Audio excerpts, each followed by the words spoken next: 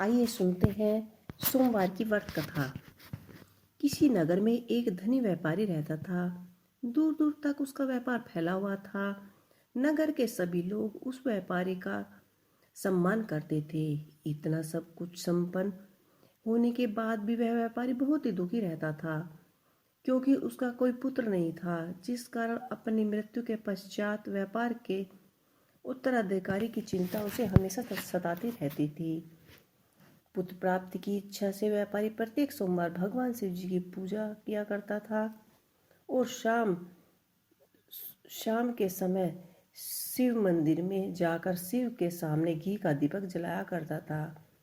उसकी भक्ति देखकर माता पार्वती प्रसन्न हो गई और भगवान से बोली कि उस व्यापारी की मनोकामनाएं पूर्ण करे।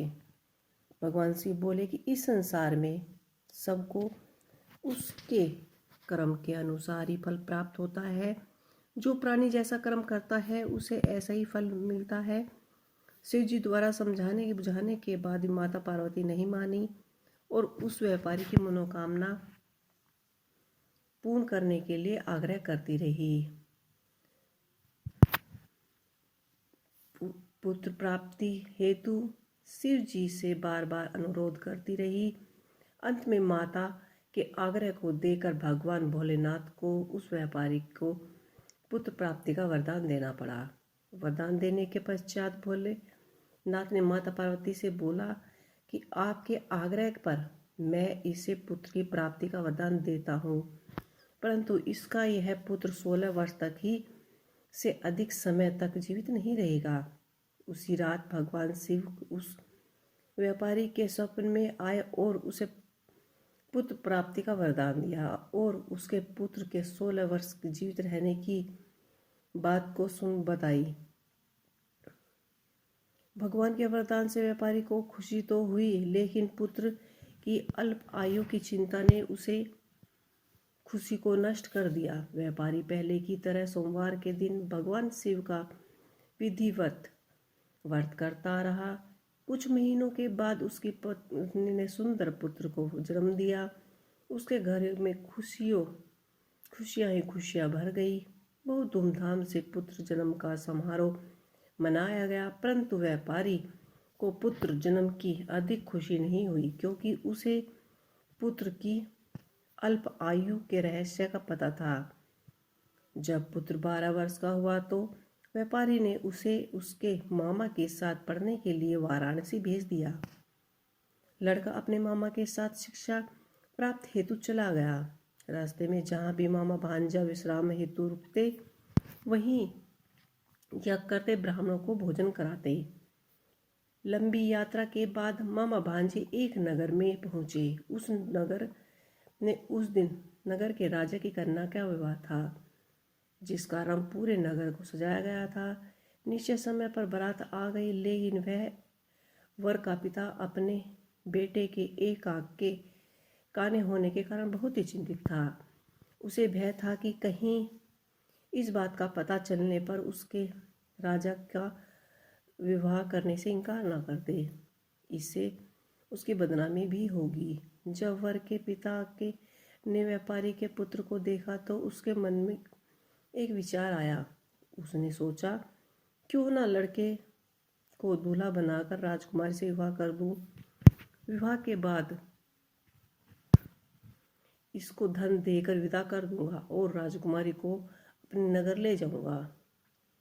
वर के पिता ने लड़के के मामा से इस संबंध में बात की। मामा ने धन मिलने के लालच में वर के पिता को बात स्वीकार कर ली। लड़के को दूल्हा बनाकर वस्त्र पहनाकर राजकुमारी से विवाह कर दिया गया। राजा ने बहुत सारा धन देकर राजकुमारी को विदा किया। शादी के बाद जब राजकुमारी से के साथ लौट रहा था तो वह सच नहीं छुपा सका और उसने राजकुमारी के ओढ़नी पर लिख दिया, राजकुमारी, तुम्हारा विवाह मेरे साथ हुआ है। मैं तो वाराणसी पढ़ने के लिए जा रहा हूँ और अब तू जिस नवयुवक की पत्नी बनना पड़ेगा वह एक काक का काना है। जब राजकुमारी ने अपनी ओढ़नी पर ऐसा लिखा पढ़ा तो उसने काने लड़के के साथ जाने से इनकार कर दिया। राजा को जब ये बात सब बातें पता लगी तो उसने भी राजकुमारी को महल में ही रख लिया।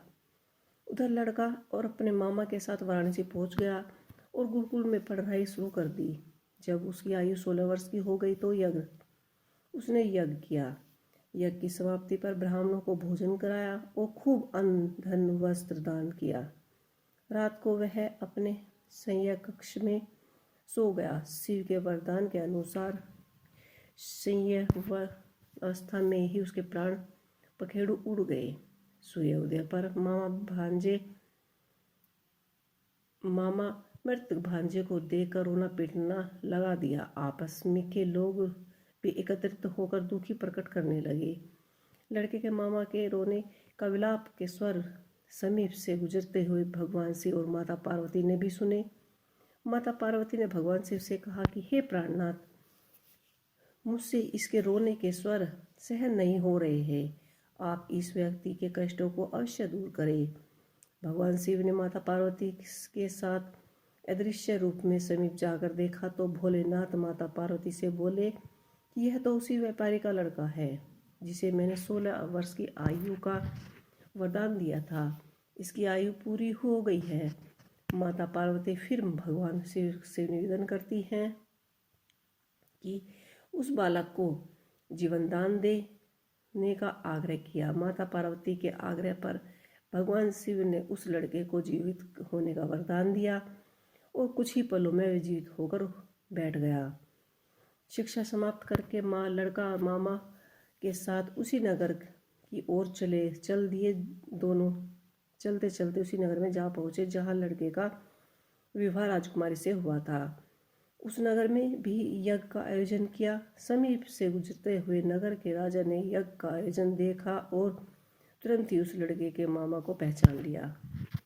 यज्ञ के समाप्त होने पर राजा मामा और लड़के को महल ले गए और कुछ दिन उन्हें महल में ही रखकर बहुत सा धन वस्त्र आदि देकर राजकुमारी के साथ विदा कर दिया। इधर भूखे प्यासे रहकर व्यापारी और उसकी पत्नी बेटे की प्रतीक्षा कर रहे थे। उन्होंने प्रतिज्ञा कर रखी थी कि यदि उन्हें अपने बेटे की मृत्यु का समाचार मिला तो दोनों अपने प्राण त्याग देंगे। परंतु जैसे ही उन्हें बेटे के जीवित वापस लौटने का समाचार मिला तो वह बहुत ही प्रसन्न हुए। वह अपनी पत्नी और मित्रों के साथ नगर के द्वार पर पहुँचे। अपने बेटे के विवाह का समाचार सुनकर पुत्रवधू राजकुमारी को देखकर उसकी खुशी का कोई ठिकाना न रहा। उसी रात भगवान शिव ने व्यापारी के स्वप्न में आकर कहा कि हे सर्वश्रेष्ठ, मैंने तेरे सोमवार के व्रत करने और व्रत कथा सुनने से प्रसन्न होकर तेरे पुत्र को लंबी आयु प्रदान की है। पुत्र की लंबी आयु जानकर व्यापारी बहुत ही प्रसन्न हुआ। शिव भक्ति होना तथा सोमवार का व्रत करने से व्यापारी की सभी मनोकामनाएं पूर्ण हुई। इसी प्रकार जो भी भक्त सोमवार का विधिवत पूर्वक व्रत करता है, व्रत कथा सुनते हैं, उनकी सभी मनोकामनाएं पूर्ण होती है। ओम नमः शिवाय। आपको हमारी ये कहानी कैसी लगी हमें कमेंट बॉक्स में लिख के अवश्य ही बताइएगा।